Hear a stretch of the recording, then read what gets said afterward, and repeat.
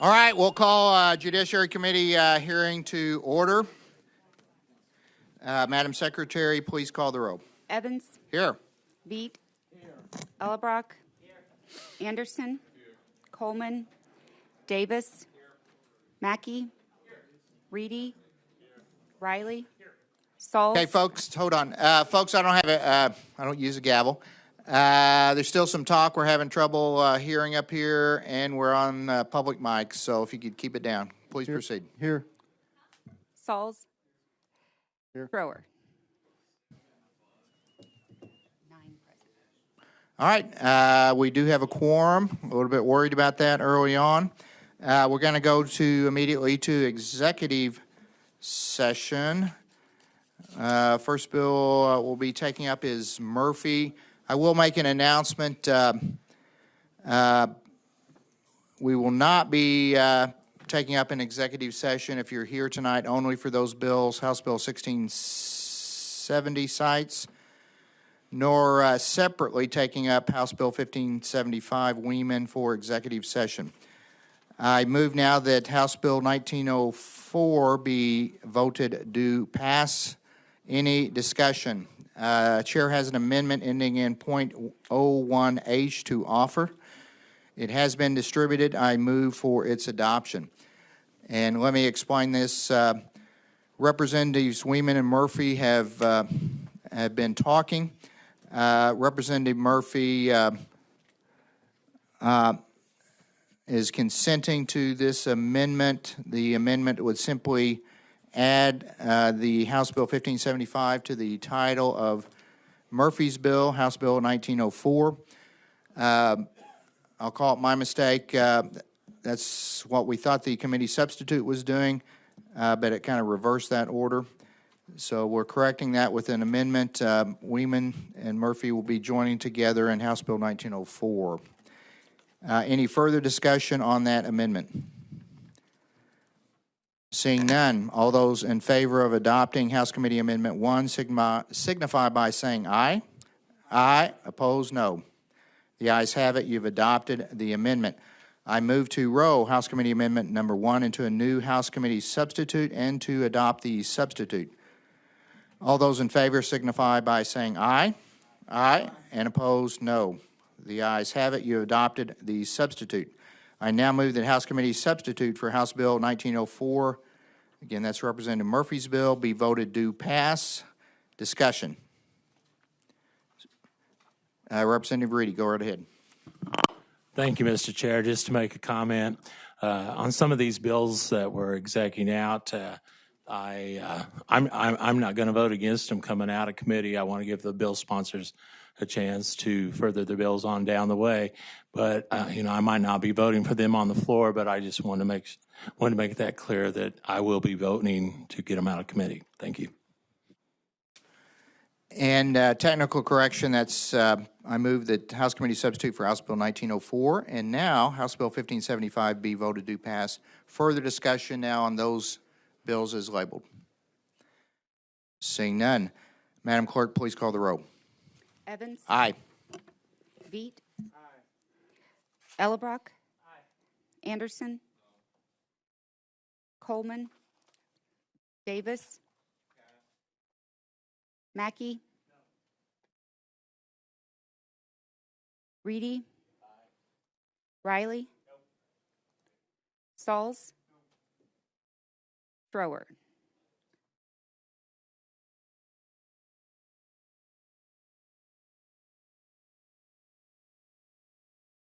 Davis.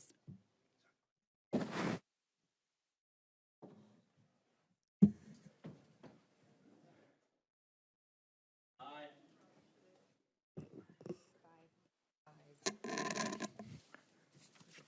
All right, by your vote of 5-4, you voted House Committee substitutes for House Bills 1904 and 1575 do pass. I move now that House Bill 1692 be voted do pass. Discussion. I note there, to my knowledge, no amendments on that. Representative Veet. Yes, I want to speak I'm against House Bill 1692 First off, we have given immunity to the doctors. We've given immunity to the manufacturers. We want to dump unlimited liability upon an employer who is exercising his right to have employees at will. And employers do not require anyone to take the vaccine. They just make it a condition of employment, which has been historically the law. And to now say that an employer could have unlimited liability and no statute of limitations or anything, I think would be a bad message we want to send to the rest of the United States when they're looking to Missouri to come here to work and set up their companies. So for those reasons, I am voting no. All right, thank you, Representative Veet. Further discussion by committee members? Seeing none, Madam Clerk, please call the roll. Evans, Aye. Beat, No. Ellerbrock, Anderson, Coleman, Davis, Mackey, Reedy, Riley, Sauls, Thrower, Davis. By your vote of 5 ayes, 4 noes, you voted do pass House Bill 1692. 1762. I now move that House Bill number 1762 be voted do pass. That's Representative Sanders' bill. Discussion.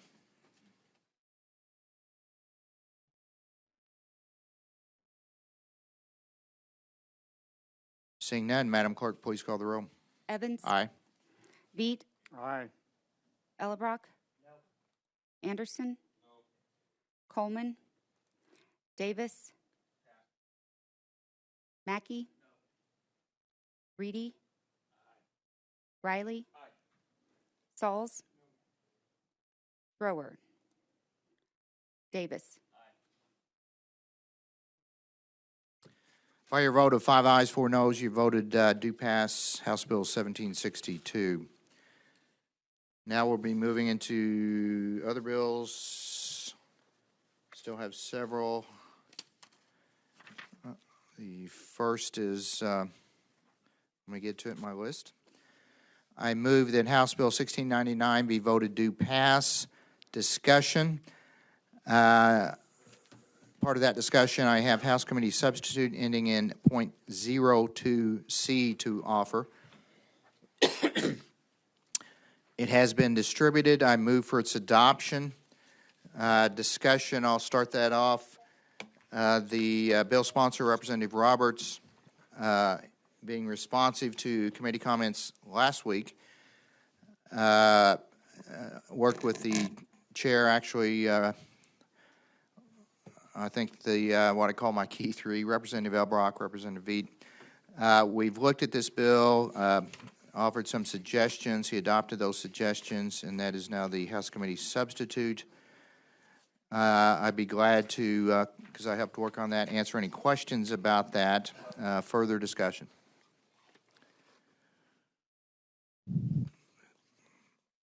Seeing none.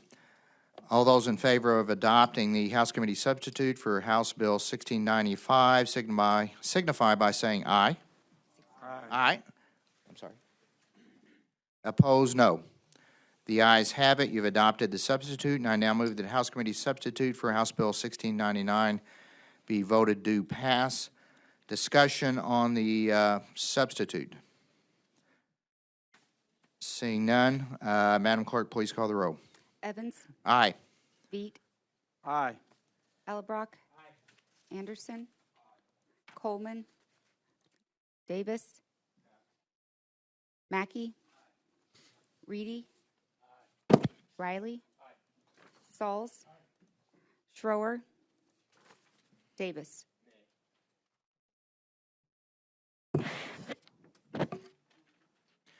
By your vote of 8 ayes, 1 no, you have adopted the House Committee substitute for House Bill. Do pass. House Committee substitute for House Bill 1699. 1547. I now move that House Bill number 1547 be voted do pass. That is Representative Veet, electronic monitoring equipment bill, as heard last week. To my knowledge, there are no amendments to be offered. Discussion on that bill. Seeing none, Madam Clerk, please call the roll. Evans, Aye. Beat, Aye.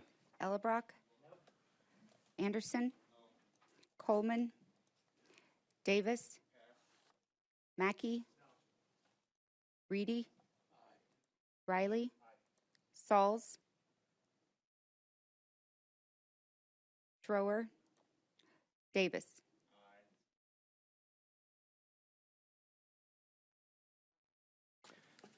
And that is, again. That's 1547. By your vote of 5 ayes, 4 noes, you've voted do pass House Bill 1547. Now moving to House Bill 2246. That bill is sponsored by Representative Copeland. Pretrial release bill. I move that House Bill 2246 be voted do pass. Discussion. I'll lead that off. There was a House Committee substitute filed. Also an amendment to that substitute. Okay. The House Committee substitute ending in .02C has been offered, has been distributed. I move for its adoption. Now, I will first lead the discussion with an amendment ending in .01H has been distributed. I move for its adoption. The chair will lead that discussion. Again, in the discussions I had with Representative Elbrock and Representative Veet, it was suggested to add a one additional sentence to that, and that's what this amendment is to the House Committee substitute. The sponsor is in agreement. The sponsor presented last week at hearing the substitute, otherwise known as .028C. Any discussion on the amendment ending in .01H? Representative Elbrock.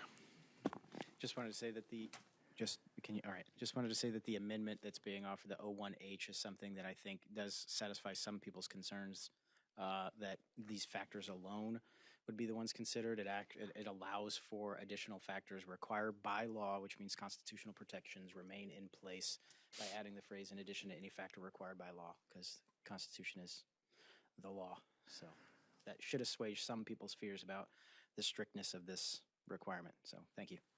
All right, thank you. Further discussion on the amendment ending in .01H. Seeing none, all those in favor of adopting House Committee Amendment Number 1 signify by saying aye. Aye. Those opposed, no. The ayes have it. You've adopted House Committee Amendment Number 1 to the substitute. I now move that we roll House Committee Amendment 1 into a House Committee substitute, adopt the new substitute as amended. No discussion at this point. Any discussion on the amendment to the substitute? Seeing none, all those in favor signify by saying aye. Aye. Opposed, no. You adopted the substitute. I now move that House Committee substitute for House Committee 2246 as amended be voted do pass. Before we move on to that, again, discussion on the substitute as amended. Seeing none, Madam Clerk, please call the roll. Evans, Aye. Beat, Aye. Ellerbrock, Anderson, Coleman, Davis, Mackey, Reedy, Riley, Sauls, Schroer. By your vote of 9 ayes, 0 noes, you voted House Committee substitute for House Bill 2246 be voted do pass. We now move directly into public hearings. We have 4 bills. See all 4 bill sponsors here tonight. First, I will call House Bill 1963, sponsored by Representative DeGroat. Representative, please proceed when you are ready. He was here. Is his witness here? Well, they were both here because he introduced me to his witness a few minutes ago.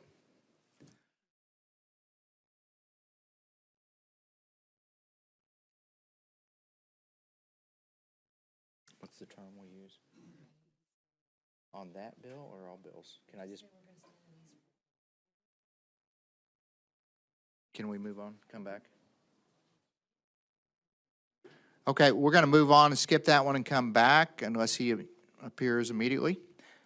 I do not see him. I'll call now House Bill 1662, which is Representative Fischel's bill.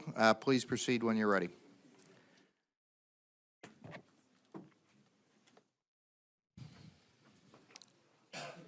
Thank you, Mr. Chairman. Thank you, committee. Craig Fischel, District 136, Southeast Springfield, Greene County. The bill I have tonight, 1662, is a bill that removes some language from deeds from past history. I will read you the description of it. I have some really good witnesses here that are more technically minded than myself, so I will start with this. This bill prohibits any deed recorded after August 28, 22 from containing a reference to the specific portions of the restrictive covenants that relate to race, color, religion, or national origin of any person. The recorder of deeds can refuse to record this deed. An owner of real property subject to the restrictive covenants that relate to the race, color, religion, or national origin of any person can release it by filing a certificate of release of prohibited covenants with the recorder of deeds either prior to recording a deed or conveyance of such property and upon discovering that the prohibited covenants exist. A certificate does not need to be prepared by an attorney if it is substantially conforms to the template set out in this statute. Basically, the state of Virginia had this, and back before the civil rights movement and those that legislation, they were restricted that you could put in there what you could restrict in your covenants. All of those things I read are now illegal anyway. This just cleans it up. So when you get a deed after it has been sold the first time, after this period, it will not have that language in anymore. It's just cleanup of language in deeds is all it does. I'll take any questions. All right, Chair will start off with a couple of softballs. Representative, I think you indicated you're carrying this on behalf of the Realtors Association. And I'm also aware, because they talked to me, you're considering and likely will agree to an amendment offered by the Association of Public or Recorders? Yes. Okay. And that's a fairly straightforward amendment as well. Doesn't make a lot of changes, but you've seen it and we'll probably agree to it. Yeah, Mr. Chair, it was agreed to, and there is no issues. Okay. It's just charging a fee is what it's doing. Okay. All right. Other questions of Representative Fischel? You indicated you, seeing none, you do have some witnesses. First witnesses to testify in favor. Try to keep it brief tonight. We all want to get on the road. You're limited to 5 minutes. First witness, 3 minutes thereafter. Go right ahead. State your name. Leave the Good floor. afternoon, Mr. Chairman, members of the committee. Do you have the mic on? Yes, sir. Move up a little closer. Okay. These mics are pretty requires pretty close. How's that? Good. My name's Jason Zamkis. I'm a registered lobbyist here on behalf of the Missouri Association of Realtors. We'd like to go on record in support of this legislation. Unfortunately, and predominantly prior to the 1950s, many of our older subdivisions in Missouri included covenants that would prohibit the property sale to individuals based upon their race, color, religion, or national origin. In 1948, the United States Supreme Court, in the case of Shelley v. Kramer, rendered these covenants unenforceable, as they would violate the equal protection provisions of the 14th Amendment. In 1993, the state of Missouri enacted Section 442.403 that echoed the sentiments of the Supreme Court and said that those restrictive covenants were null and void. Unfortunately, in doing so, they never created a mechanism to remove those from those deeds. This bill would do that in two ways. Any subsequent transfer of real estate that has a restricted covenant in it would be barred from having a subsequent recording of that restricted covenant. And it also allows current owners in fee simple of real property to go to the recorder of deeds and have that removed from the deed. And for that reason, we'd like to go on record in support, and I'd be happy to answer any questions. Questions for the witness? Go right ahead, Representative Anderson. To inquire. Sure.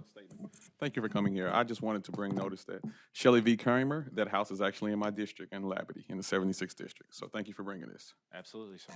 Further questions by the committee? Yes, Representative Reedy. I'm in favor of what you're doing here.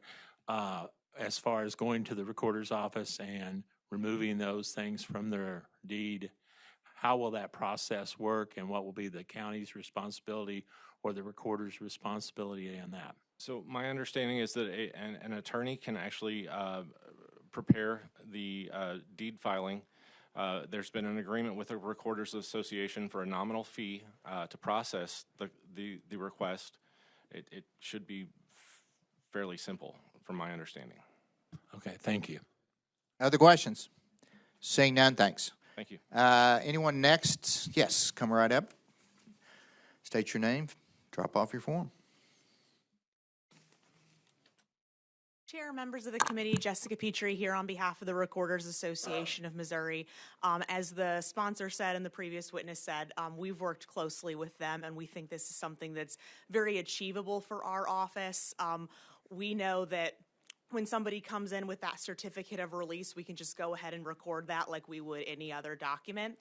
And we think this is a really important good government cleanup to start getting some of these restrictive covenants that are not enforceable anyway, but get them off the books. It's already 2022. We think it's time for a little cleanup, and we really appreciate the sponsor working on that.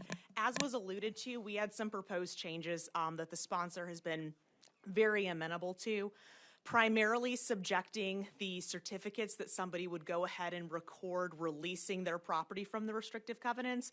We'd like to see those subjected to our standard formatting and fee requirements for consistency across the board.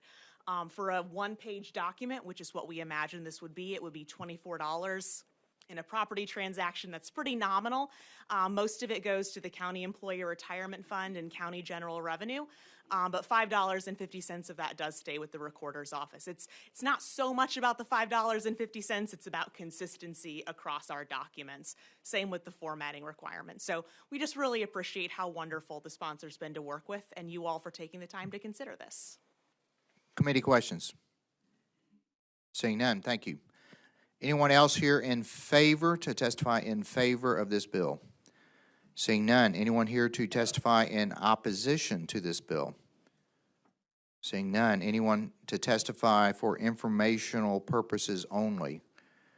Seeing none. The sponsor I'll just mention to the committee has asked me to consider this and the committee to consider this as a consent bill. Next week, that does require unanimous vote of the committee. So I'll be checking to see where members stand on that vote. Seeing no other witnesses, that concludes the hearing on House Bill 1662. We'll drop back to and I'll call for hearing again, House Bill 1963. Representative DeGroat, please proceed when you are ready. Thank you, Chair, Vice Chair, members of the committee. I apologize. I was in banking financial institutions, so they double schedule us around here. My name is Bruce DeGroat. I am the bill sponsor of House Bill 1963. I'm a very proud representative of District 101. 1963 is a bill that we've heard, I think, 3 or 4 years running now. It provides for an increase in the surcharge for the Law Library Fund. You've all heard me stand up on the floor probably ad nauseum talking about screw-the-loo bills.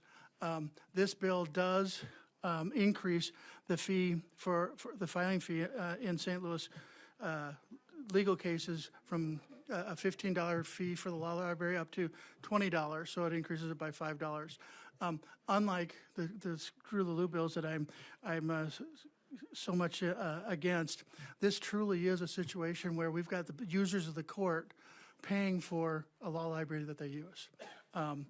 With that, I take any questions because I think everybody knows the premises of this bill. And in the sake of brevity, I know everybody wants to get home. All right, questions for the bill sponsor? Seeing none, thank you. Thank you. Witnesses in favor, if you'd come forward, drop off your form and state your name, proceed.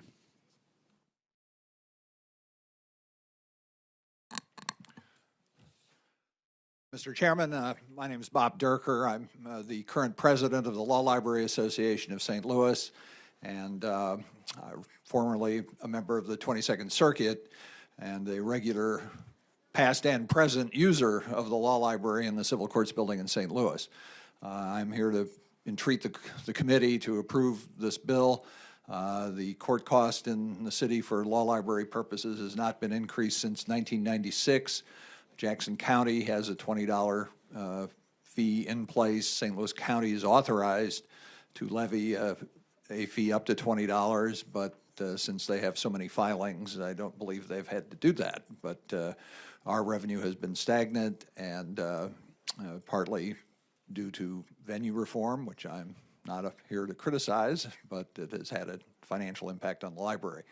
I would like to emphasize that the 22nd Circuit and Bank is on record as supporting this bill. The law library in recent years has engaged in considerable effort to expand the scope of services that the law library provides, including hosting exhibits, the recent ABA exhibit on lawyers without rights. And we've attempted to reach out to the community and work with the public library as well as with the St. Louis University Law Library. And we think that the services we are providing online services as well as in-person services, but the subscription costs continue to escalate, and we have cut the staff to the bare minimum. And our law librarian has provided more detailed information in writing to the committee, but I would respectfully urge the committee to approve this bill so that we can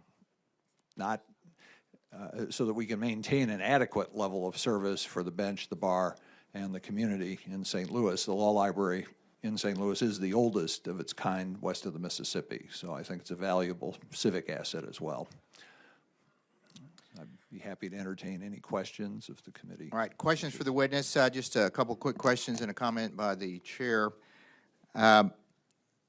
Certainly because of the increased use of the bar, younger attorneys in particular, most attorneys now, with the internet, the cost of books, actually hard volume books, libraries has, I would say, skyrocketed in recent years. Would you agree? Absolutely. And nevertheless, courts should maintain, as a matter of policy, for use of the public and others that may not have otherwise access to online resources, still necessary for courts to do so. Would you agree with that? Definitely, and I would point out that we do provide not advice, but assistance and research to pro se litigants to try to help them navigate the system, which I think does help the bench because, as you may know, dealing with a pro se litigant is no fun, and the more they know about how the process works, the better. And just to end with a brief comment from the chair before I open it up for questions. From my personal experience in working with you, I know you to be, thank you for being here, not only as a citizen, but also one of the most honored and respected judges in the last couple of decades. So thank you for your service. Thank you for the high compliment. And further questions by the committee? Seeing none, thank you. Thank you. Anyone else here to testify in favor of this bill? Seeing none. Anyone in opposition? Seeing none. Anyone to testify for informational purposes only? Seeing none. That concludes the public hearing on House Bill 1963. Thank you, Representative.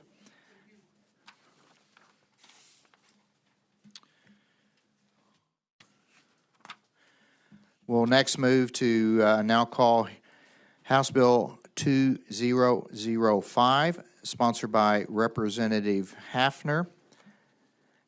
Please proceed when you are ready.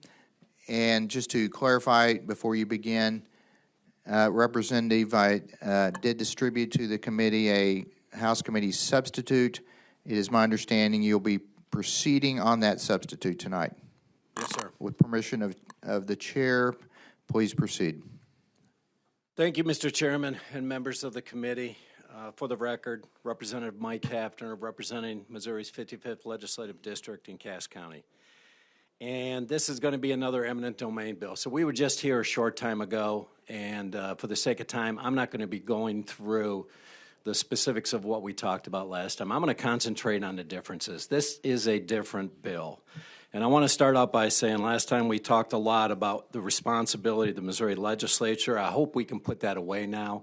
We talked about the Fifth Amendment to the U.S. Constitution, the Missouri Constitution as it deals with eminent domain, and we also talked about some U.S. Supreme courses. We have a responsibility to be here because, in my view, part of this process is broken. So our government was designed with checks and balances to provide protection on individual rights. And in this case, these rights include property rights to Missouri landowners, Missouri farmers and ranchers. Now, again, I'm going to mention this is a different bill. And so we focused on fixing the problems in statute, all right? I'm going to be very upfront in saying this is not about grain belt, but the situation with grain belt has exasperated or brought forth some of the issues within eminent domain. And we took a hard look at those issues and tried to fix them. So with that being said, I'm just going to say a couple of things about eminent domain with the grain belt because they're very pertinent to how the legislation was written. And that is, number one, this is a private out-of-state company that's using eminent domain as a public utility. And this is key. There's very little benefit going to the state of Missouri. Less than 6% of the power is being used here. And the wind turbines that were noticed within the certificate, what they gave them the permission to exercise eminent domain. As far as I can tell, it was not discussed in the last committee hearing that we had, but I see no evidence that those wind turbines were ever built. So with that being said, what did we concentrate on this bill? We tried to concentrate on 4 specific areas. Number one, to provide consistency in statute for the PSC certificates and how they interact with some of the elected officials. Number 2, and I want to mention with that, you're going to see in the bill, and if you need some additional explanation on this, I will go into detail. But with that consistency, you're going to see references to Chapter 386.020 in multiple portions of the bill, because that defines already in statute an electrical corporation. So we tried to narrowly focus this bill. Number 2, it ensures that utilities that have a certificate will actually benefit the state of Missouri. Number 3, provides just compensation for agricultural condemnations, because in my view, we are not providing just compensation for what we're going through with the grain belt. And number 4, it incentivizes negotiations. Let's come to the table and actually talk about this stuff, hopefully to prevent it from getting it within the courts and to provide a solution without having to use up the court. So that, Mr. Chairman, I'd be happy to answer any questions. Committee questions. Representative V, go right ahead. To inquire of the witness, Please. you've had a lot of experience with the farmers and that who are being condemned, have you not? Yes, sir, I have. And I do want to say that we didn't call everybody in this time. For the sake of brevity, there's just 2 of the landowners that are sitting here behind me. And I want to mention, that doesn't take away from the passion of what has taken place here. They've been in this fight for over 8 years, and they are screaming at the legislators to get involved. And one of the provisions you put in there that, well, first off, they're entitled to fair compensation, fair market value of their property. Is that correct? Yes, sir. And most of the people you deal with, if they get a fair market value, they don't want to go into court, do they? No, they do not. And the law requires them to make an offer of a fair market value. That is To the correct. condemner. And this, your provision provides, if they don't make a fair market value offer and a judgment is entered against them for an extra amount, they can be subject to attorney's fees. Yes, sir, and that's listed on page 10. You can look on page 10 between line 7 and line 11. It goes through the specifics of that. Don't you think that it will, in fact, reduce litigation? I believe that it will. And Vice Chair, one of the things I've tried to do is I've tried to keep an open dialogue with all the parties, because there'll be a lot of them coming up here, and I want their interaction with this.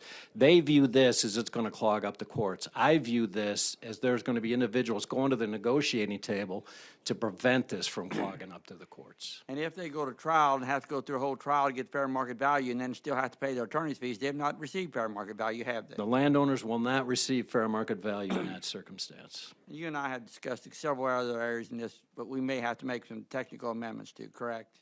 Yes, sir. We're continuing to look at the language, and I know that I've personally talked with you on 2 or 3 items, and I've done my best to get around to everybody in the committee. I haven't gotten to all of you on all of the changes. I apologize for that. I'm going to continue to reach out to all of you to discuss those changes and get as much input as we possibly can. And you did change the requirements on commissioners slightly too, also, did you not? Yes, we did. So we talked in the condemnation process originally in the bill when the court or the judge assigns the disinterested commissioners. We had multiple conversations about that, and that is on page 9 between lines 56 and 60. And so there's 3 disinterested commissioners that are assigned by the court or the judge. And initially, I had asked that be a county commissioner, a farmer with 10 years' experience within the county, as well as a certified appraiser. And we're talking with the individuals that deal with these court proceedings and condemnations. They said I was clouding the issue. I was making it more difficult. So I actually negotiated that, and right now, the only requirement is that there be one of the disinterested commissioners be a farmer with 10 years' experience within the county farming. Thank you. Further questions by committee members? Seeing none, thank you. First witness in favor, please come forwards. First witness limited to 5 minutes, every witness thereafter 3. Please state your name, waive the form, and proceed. Okay. Thank you, Chairman Evans and members of the committee. My name is Garrett Hawkins, and I'm a farmer from St. Clair County and serve as president of the Missouri Farm Bureau. It certainly is an honor to appear before this committee again on what is truly such a critical topic for farmers and private landowners across the state. So thank you for spending time on this. I also want to thank the bill sponsor. We've been working with him and certainly support the language that he has put together for the bill substitute. But first and foremost, I think it's important to recognize the landowners, particularly those landowners across north central Missouri who have brought this issue to the forefront. And while I could talk about specifically Grain Belt Express, with the time that I have with this committee today, I want to impress again what's truly at stake in a bigger picture sense. So if we think about it, those of us who farm, our resources are used to power this country: food, fiber, fuel. And because of private landowners, our infrastructure across this nation today is the envy of the world, okay? So we know we have an important voice and a role to play as we think about critical infrastructure such as transmission lines. So please know that we come at this from a point of appreciation and know that we have to be at the table as we think about the good of the nation. At the same time, when I think about Missouri, if you hear Senator Blunt, he talks about Missouri being at the cross-section, right, of this nation when it comes to waterways, highways. Well, the same goes for transmission. And from that standpoint, we're at the cross-section for future transmission, and that puts us in the crosshairs when it comes to private property rights. So there are 3 things, that, aside from the Senate committee substitute and the reforms that are in place from a broader sense, I want to point out 3 things that really inform us as Farm Bureau about our position. Number 1, the Federal Energy Regulatory Commission just this last fall had an advance notice of proposed rulemaking to begin a scoping as to the future of transmission. And one of the issues raised is, what is this federal-state relationship? Because clearly states have had primacy when it comes to siting projects. And I'm going to leave with you, for the record, our comments in which we make it very clear that states need to retain primacy when it comes to siting of transmission projects as we look ahead to the future. Number two, the Infrastructure Investment and Jobs Act that was passed by Congress and signed into law by President Biden included language to reform the Federal Power Act in a way that, this is from a law journal, could significantly redefine the federal government's role in the siting of electricity transmission projects. Okay? Let that sink in. And number three, when you look at MISO, who operates the grid in this central part of the U.S., if you look at future plans, you can see that Missouri very easily could look at another couple of merchant transmission lines or even more. We are seeing energy transmission evolve right before our eyes. Missouri led before, after Kelo versus New London in finding a way to respect private property rights. What we are asking is for the Missouri General Assembly to lead again. Missouri should lead as we think about the future of energy transmission in a way that respects private property rights. So with that, I will yield my time and be glad to answer any questions. All right. Questions by committee. Representative Eaton. These, inquire the witness. Go right ahead. These particular power lines and the damage they cause to your fields is kind of unique to the farming situation, isn't it? It is unique. We haven't dealt with any project like this before. If I have a power line going through my backyard, it's there and it's whatever. But with farming, you have to go around it. You have to combine under it. It affects your GPS on your machines. So, I mean, I think I've heard people tell me that the power lines have enough magnetic field, it messes up their GPSs on the machine. So if you're using truly GPS locators not to farm with, it can create a whole unique situation, can it not? It very well could, sir. Thank you. Thank you. Further questions by committee? Seeing none, appreciate you being here. Thank you. Further witnesses to testify in favor? I know you've been here a couple times, so please proceed. You'll have the form. Thank you. Wiley Hibbert, I'm presiding commissioner of Rawls County. Wanted to testify in favor of this bill because we do need additional protections for the landowners. I know that there's going to be other people come after me that want to say that things don't happen, but I can guarantee you they will. This bill, there's nothing wrong with giving landowners fair market price for their land. If these people, Grainbelt specifically, would have came in and offered them a fair market price, we probably wouldn't be sitting here. There's misinformation out there.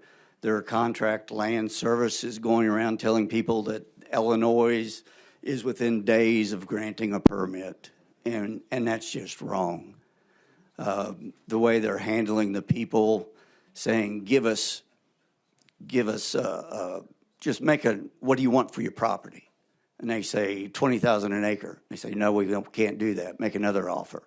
I mean, we need some safety net there that we don't get treated like this in the future. I mean, you can't go around and tell somebody that the permit in Illinois is going to be done. Your neighbors are settling for $5,000 an acre. Your land's worth less, so you should go $3,000. I just talked to a widow woman day before yesterday, and she said they offered her $3,000 an acre. And the land specialist. And I talked to another gentleman. He said, well, how much do you want? And he said $20,000, which seems to be about the standard answer in Rawls County. And they said, well, we're not going to give you that. So at some point, these people are not, some of these people, I would say, have never spent a night outside of Rawls County. So when they go to the point where you're going to take me to court, they get really apprehensive and scared.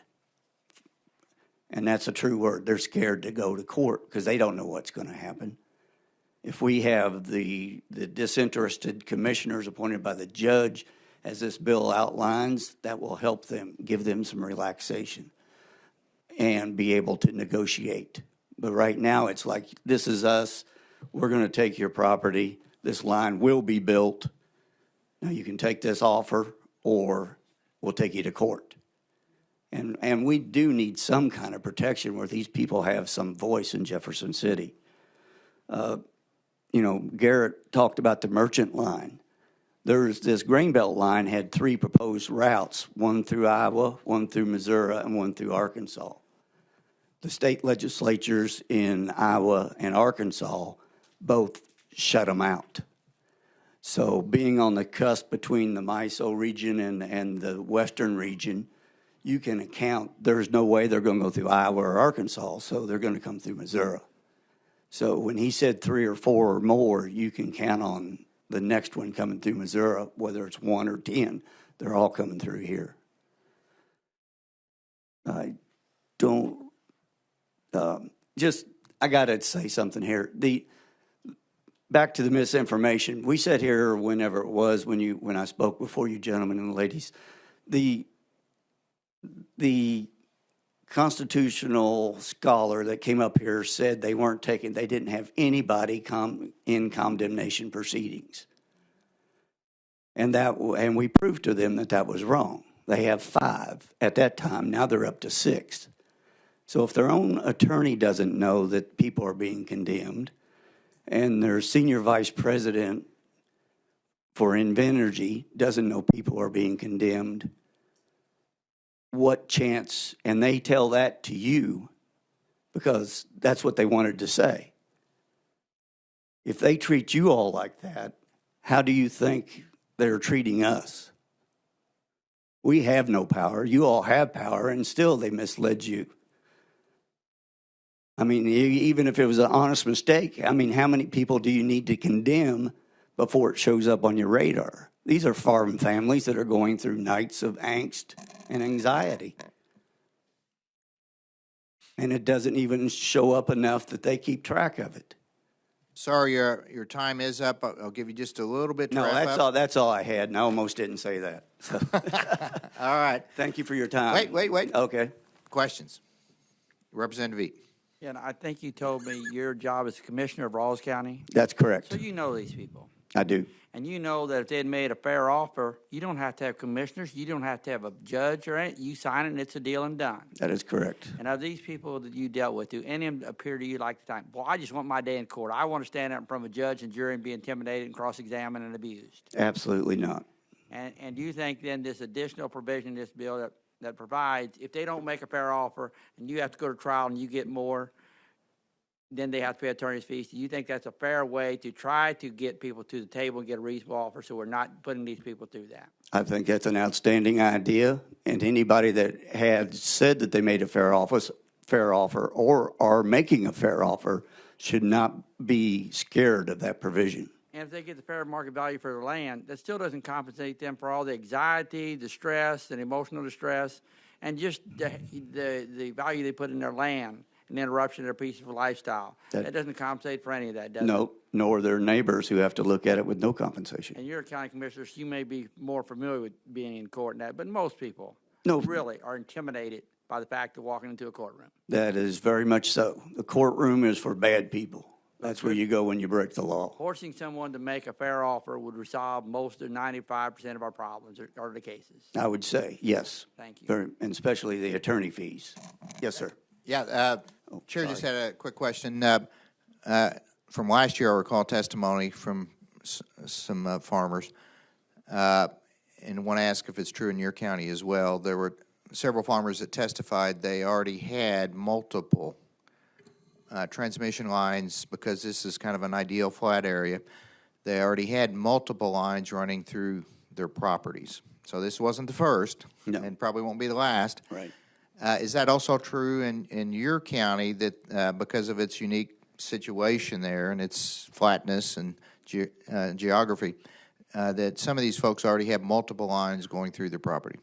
We have, my farm, for instance, I have most of the lines that we have run along boundary lines, or they try to use existing right-of-ways. And also the power that's provided by those utilities are used by us and our neighbors. Right. But the existing, you have multiple lines, everybody else has multiple lines already going. We're not talking about something, this is the first line. These folks are dealing with this for years and years. That's correct. All right. Representative Sauls, question. Yes, Go right ahead. Thank you. Just to inquire, and I'll be brief. I just have a couple questions. Sure. First, I do think that ultimately fair market value should. I think anybody whose property is taken in this means they should be getting fair market value. I think that's what it should be. I'm just kind of curious more about, because I'm not familiar with your area, what is typically, what would you see prices go for in your area? The last farm that sold probably within the six weeks ago sold for $10,700 an acre. Okay. And I know that in the past, I don't know, at least in my area, in the past 5 years or so, prices have gone up quite a bit. Is that been the case in your area as well? Very much so. First farm I bought, I used $800 an acre, and I could sell the same farm now for $15,000. And how long ago was that? $800 an acre? 20 some years, yeah. But that your point is well taken. Is we're settling for whatever they're offering us right now, sure. And that land is going to be without us being able to put irrigation or houses or anything else forever. So what's the land price going to be worth 5 years from now, 10 years from now? The landowner has to take that into consideration when they're giving these negotiations. Sure. Okay. Thank you. That's a good point. Thank you. Sorry, any other questions? Seeing none, thank you. Anyone else here in favor to testify? Yes, sir, coming up. I think you know the drill. I remember you from before. Go right ahead. I've been here before and fairly recently.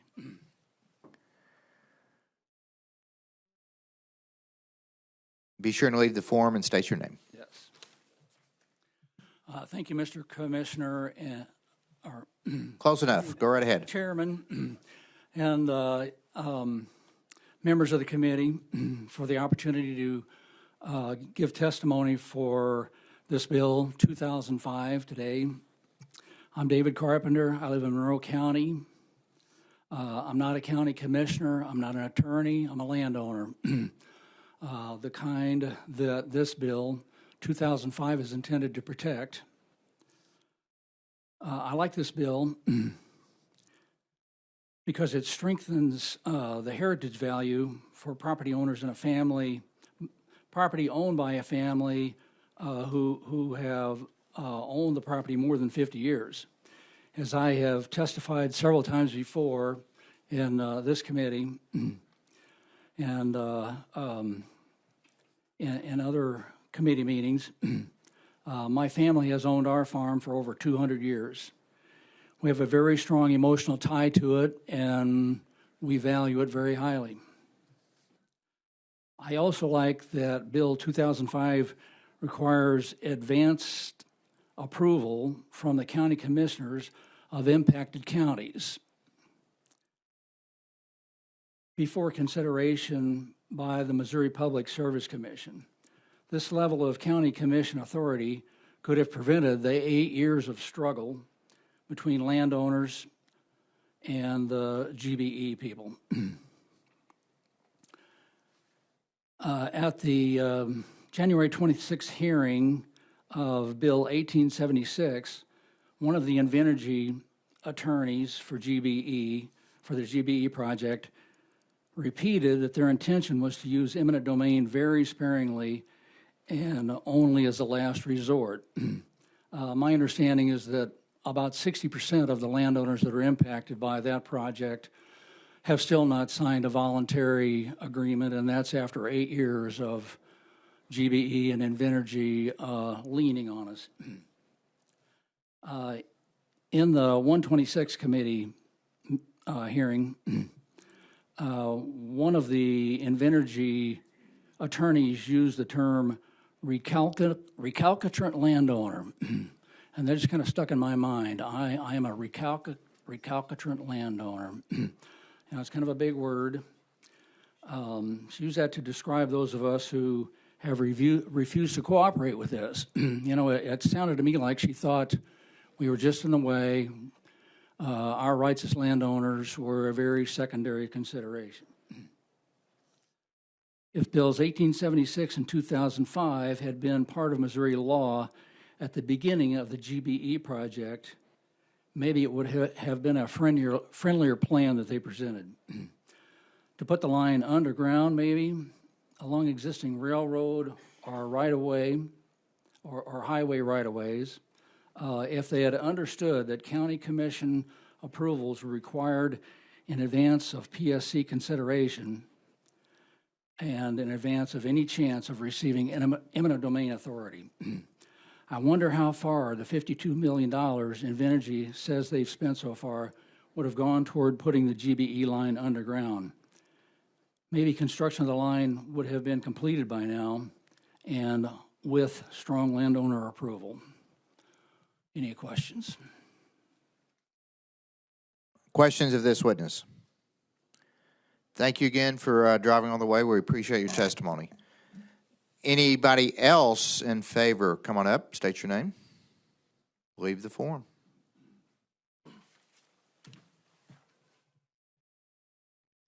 Mr. Chairman, members of the committee, I'm Mike Deering, the Executive Director of the Missouri Cattlemen's Association, proudly representing more than 5,000 members today. Again, as I've testified before, this issue, the reform of eminent domain laws in the state, continue to be a top priority of our association. In fact, the top priority at the state level. As has already been mentioned, this bill really has two parts. One I call a transparency part, where we're requiring those who are closest to the ground, who have skin in the game, to have approval of projects before they come through. That's the county commission.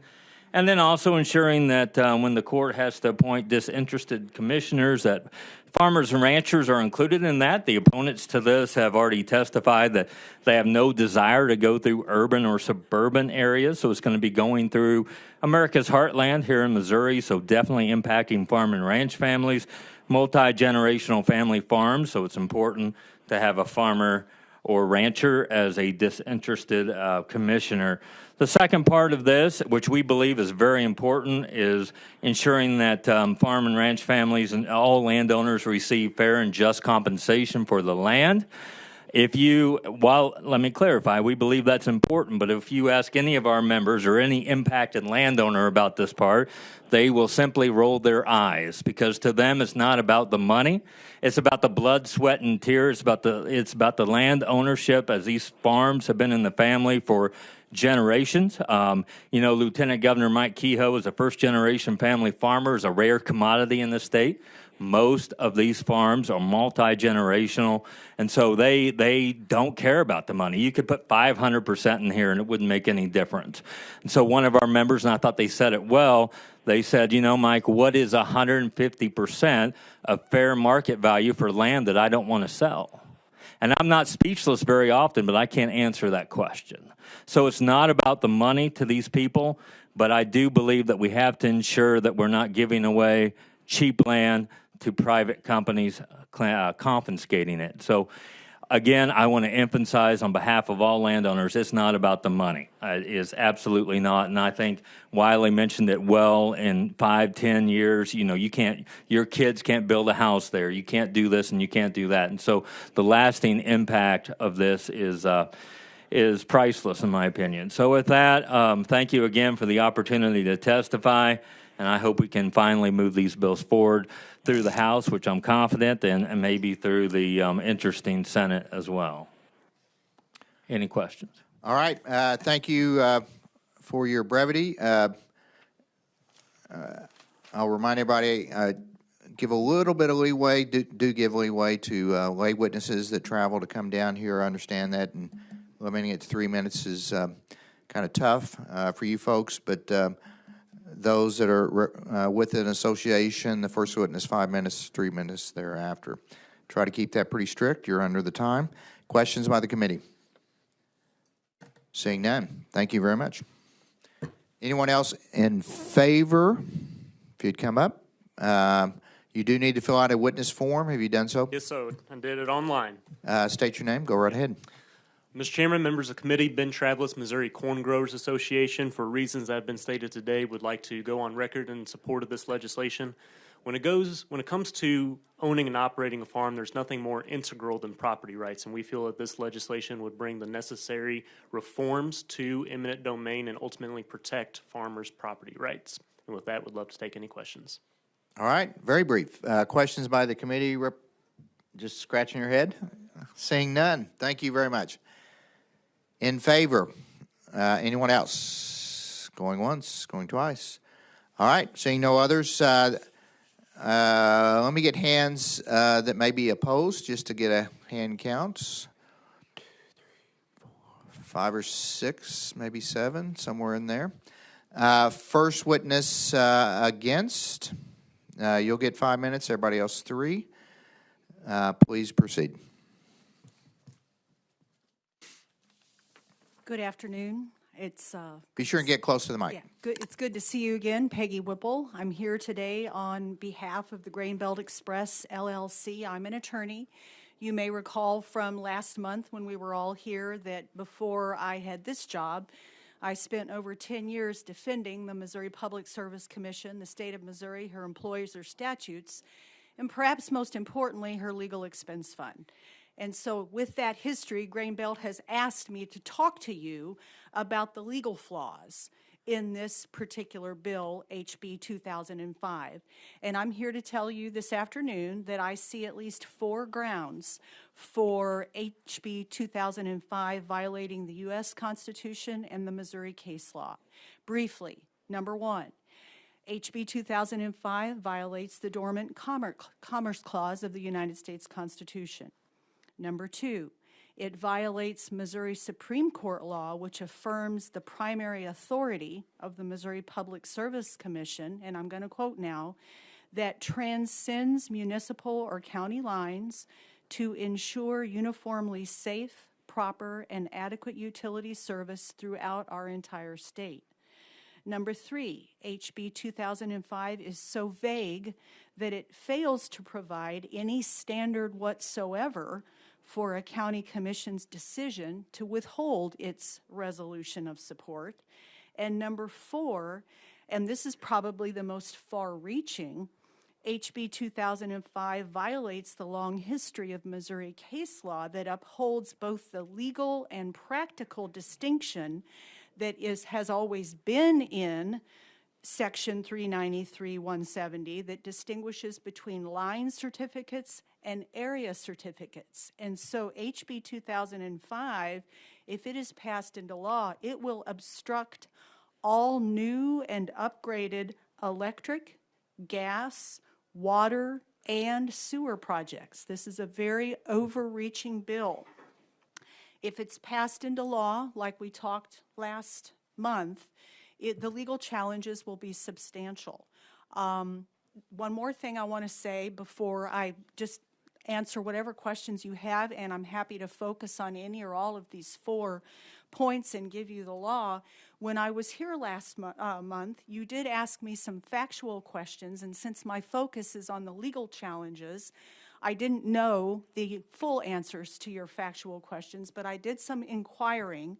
I understand now, even though my focus is not project-specific, and that's not my purpose, I understand now that voluntary easements have been acquired for over 1,100 parcels of the total 1,700 parcels of land that are across Kansas and Missouri. That's 68% have been voluntarily acquired.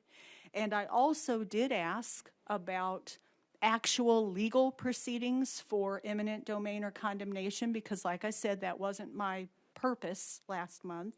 I did find out that in Missouri and in Kansas, the total number of legal proceedings that have actually commenced is some number that is single digits. I couldn't nail it down. Less than 1 per county in Missouri. I did find out that there is only 1 case has, shall we say, progressed far enough in Missouri to have its first hearing, and that's in Buchanan County next month. So those were some of the factual questions that you asked me last time that were a little beyond my scope, but I came back with more information for you, and I am happy to, again, give you legal citations or delve more deeply into any of these 4 legal flaws that I see in HB 2005. At your pleasure. All right, thank you. Chair just has a kind of a broad question to explain your category number 2 a little more, and I'll preface that with what is my understanding of administrative law, which may not be that extensive, but I always thought it was the legislators, with approval of the governor, that passes laws that defines ultimately the roles and responsibilities of commissions. And the commission or administrative responsibilities can never exceed that authority granted by law. So Supreme Court interpreting that authority can never exceed that interpretation of what's authorized by law through this body or through the Constitution. So a little uncertain how Supreme Court precedent on prior law could be interpreted as limiting the ability of this body to make new law. If you could explain that, I'd appreciate it. I'd be happy to, and I absolutely agree with you. The Public Service Commission of Missouri is a creature of statute. I absolutely agree. And its authority is defined by the statutes which spawn it, if you will. What our Supreme Court has done in that 1973 decision, it has said that it is a legislative recognition that the public interest in proper regulation of public utilities transcends municipal or county lines, and that a centralized control must be entrusted to an agency, and I think this is the key right here, an agency whose continuing developing expertise will ensure uniformly safe, proper, and adequate service by utilities throughout the state. That's the key here.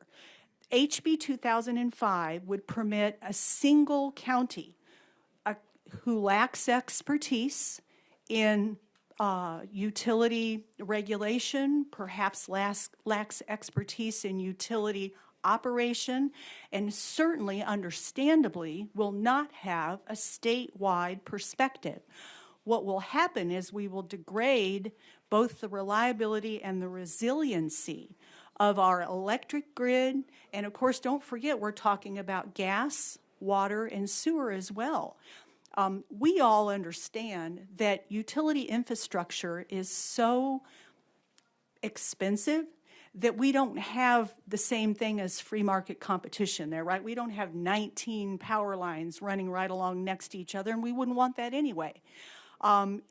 Therefore, you've got to have a statewide perspective on what is the best way to get safe and reliable utilities service to everyone throughout the state.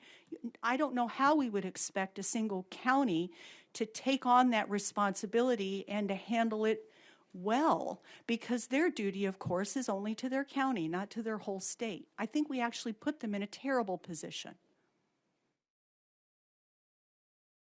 All right, thank you. Representative Veet, questions? Go right ahead. Well, I just want to comment on what you say. Whether it's a good idea or a bad idea, we can differ on. And whether it's, but back when the Supreme Court ruled, they ruled that the PSC didn't have authority, or the counties never had authority to override the PSC. This is giving the counties the authority. So I don't quite say that. I mean, the Supreme Court now will say that is the authority they have, and it's limited by what the counties want. Whether that's a good idea or a bad idea, that's debatable.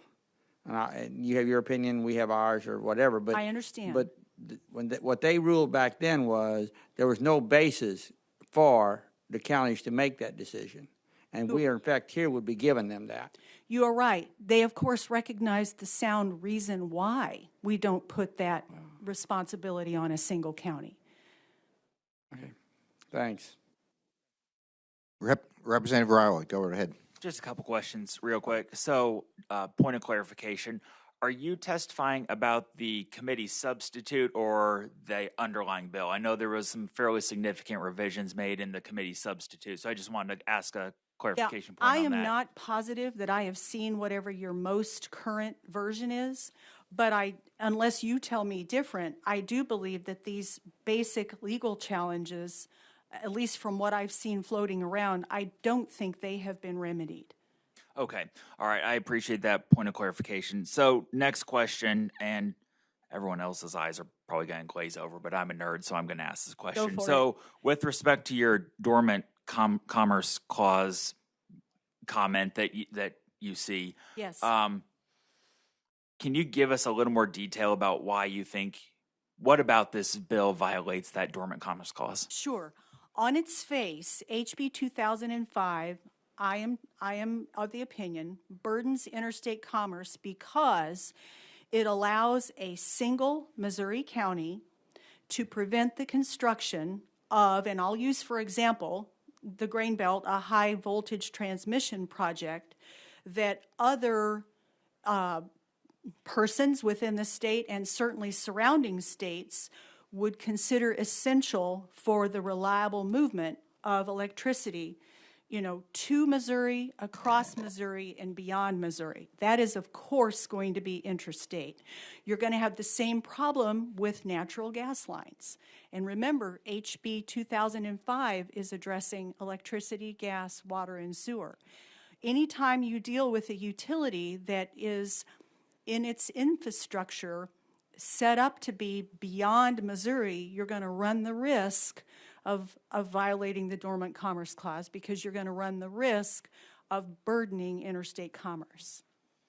So is there any court precedent that backs up this theory that it violates the Dormant Commerce Clause, or is this more just argument at this point? Well, there are lots of cases out there that have looked at a legal challenge where you've got someone with a local interest. For example, the opposing landowners here, they have a very passionately held local interest in their property. We've heard about that today, and they've articulated it very carefully and very well. And there are at least 2 Supreme Court cases that I brought with me today where the Supreme Court found that the local interest that was articulated did not overcome, if you will, the burden that was placed on interstate commerce if you accommodate the local interest. And I think the reason, for example, Grain Belt, I think the reason why this is going to be a failure here is that the Missouri Public Service Commission has already found with great detail that this particular project is in the public interest. They've already found, we talked about it. It results in a smaller footprint, so many millions of dollars of tax revenue to various counties, and on and on and on. And so the inquiry will be, will the local interest, does it take priority over the burden that is placed on interstate commerce? And I believe this will not, because other similar arguments about local interests have failed that Supreme Court test. Okay, I appreciate that explanation. If you'd be willing to share those cases Happily. with me, I'd like to take a look at those myself. Thank you. Certainly. All right, other questions by committee members? Seeing none, thank you very much for coming. You are most welcome. In opposition, who's next?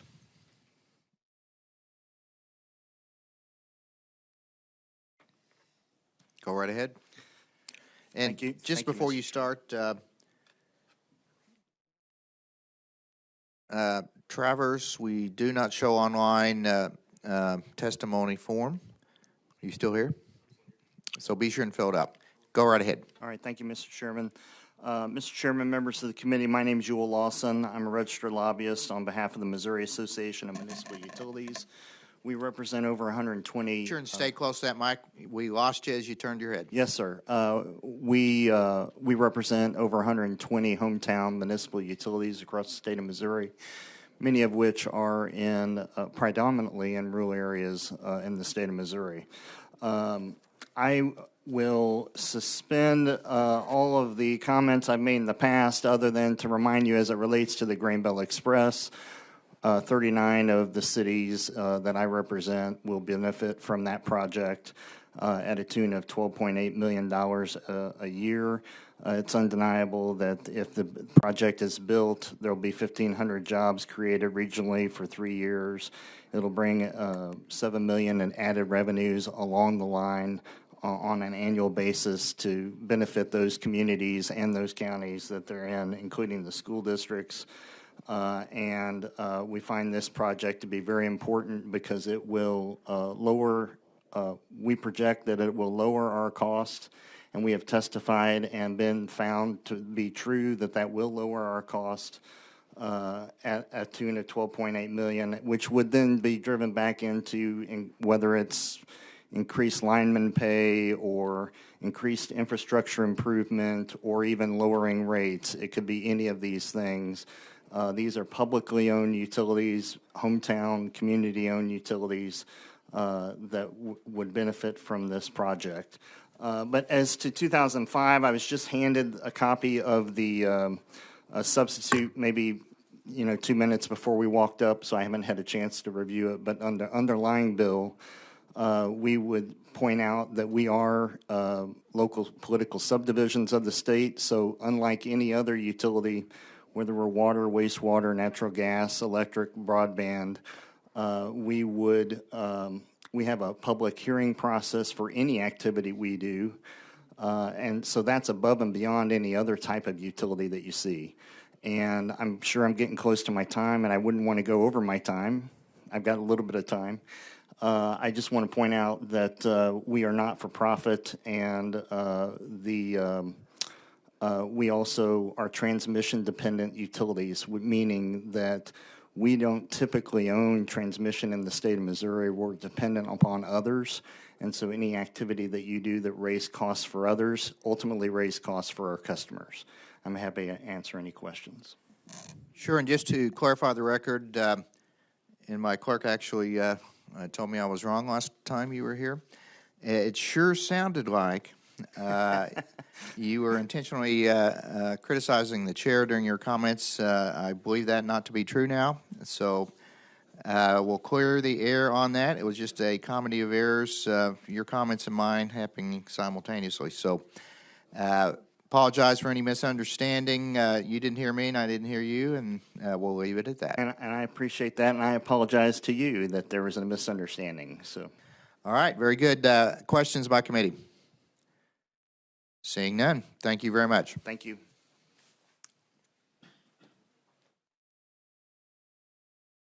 If you'd come on up, state your name, go right ahead. Mr. Chairman, members of the committee, Trey Davis, registered lobbyist, president of the Missouri Energy Development Association. Our association represents Missouri's largest electric, gas, and water and wastewater investor-owned utilities. We provide services to just under 4 million of our state's inhabitants and invest over $1 billion every year in our infrastructure. And I come from seventh generation farming and ranching in Howard County, and we still have operate land today, so that side of this argument is not something I do not have respect or don't understand and have respect for. With regards to the bills, the underlying bill 2005, as has been, I think, stated before, but I'll make sure I state it again, did include all electric, gas, water, and wastewater investor-owned utilities, as others as well that are in this space that may or may not come forward and speak to you. Now, what I have seen in the substitute, which I was lucky to see this afternoon, is that some of those entities have been taken out in an effort to try to focus the legislation. But what I still see is 3 of Missouri's investor-owned utilities are also included under the definition and the discussion around electrical corporation. So that is something we would like to continue to work with the sponsor and the committee on understanding why that is, where the problems have come from, and what can be done to address them. Because our situation over the years, we have very, very rarely ever used eminent domain. We have a long history of working with landowners and local communities. Before we get a CCN at the Public Service Commission, we will sometimes already work with those committees and landowners. Sometimes after the CCN, we will do the same thing. So that is already happening, and we have had a lot of good success in building highly reliable and affordable transmission lines, but also providing fair market value and fair agreements with our landowners and communities that we serve. That being said, I mentioned, and I'll just highlight this for you real quick, in the substitute, I believe, is it 0.02C? Is that the one we're all singing from? Okay. Just want to make sure there wasn't a third or fourth. There are still 3 sections in there where it affects electric corporations that include the investor-owned utilities that I represent. Page 2, line 33, dealing with the county approval process.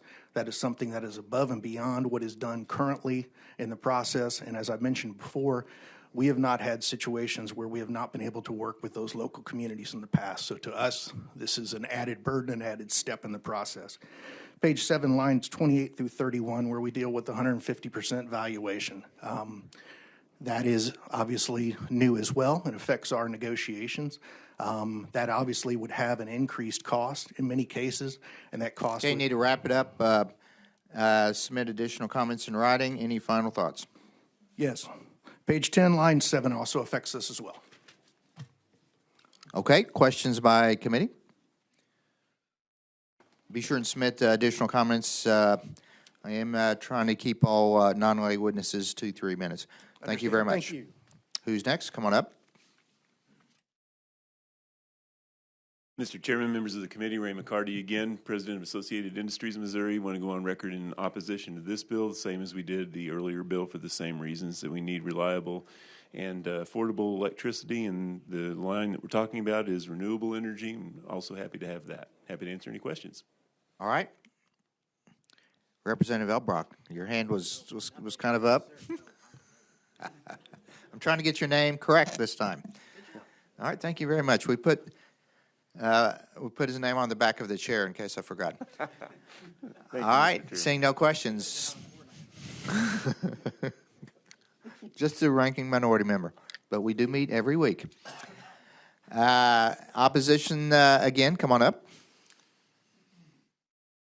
Mr. Chairman, very briefly, Organ Schlemeier on behalf of the Missouri Railroad Association on the underlying bill. As I'm hearing about what the House Committee substitute does, I'm not certain that we are impacted, but I will go on record in opposition to the underlying bill.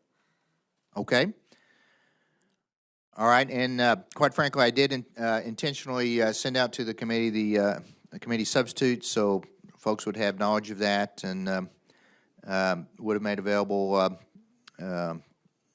the bill as well, because the intent was not to confuse anybody. Yeah, fair enough. All right, good enough. Other questions? Seeing none, thank you. Who's next? Come on up. Good evening, Mr. Chairman, members of the committee. Jeremy LaFavor here today, representing the Clean Grid Alliance. Clean Grid Alliance is a Midwestern organization that represents around 50 developers, contractors, and consumers of renewable energy. All the issues have been stated already, and we've stated them at the last hearing. Happy to take any questions. We haven't seen the substitute either, but I don't know that will appease us to a large extent. I understand. Thank you. Questions? Seeing none, thanks. Who is next? I thought there was one or two more. All right, seeing none. All those here for informational purposes? Seeing none. That concludes the public hearing on House Bill 2005. We'll stand at ease briefly. I'm going to switch chairs with Vice Chair Veet. So if you want to leave now or forever hold your peace.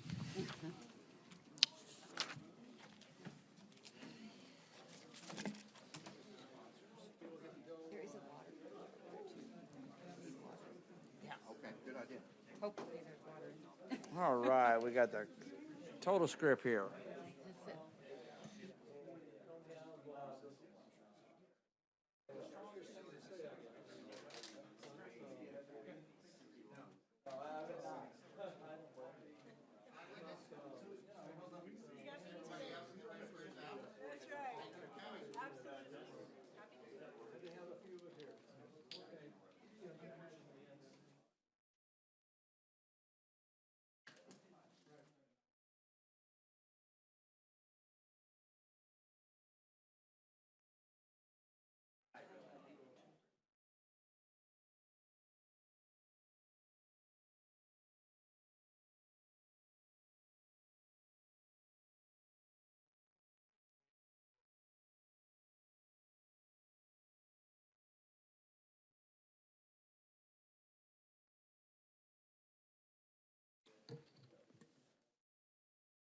We will now hear House Bill number 2590, sponsored by Representative Judge Evans.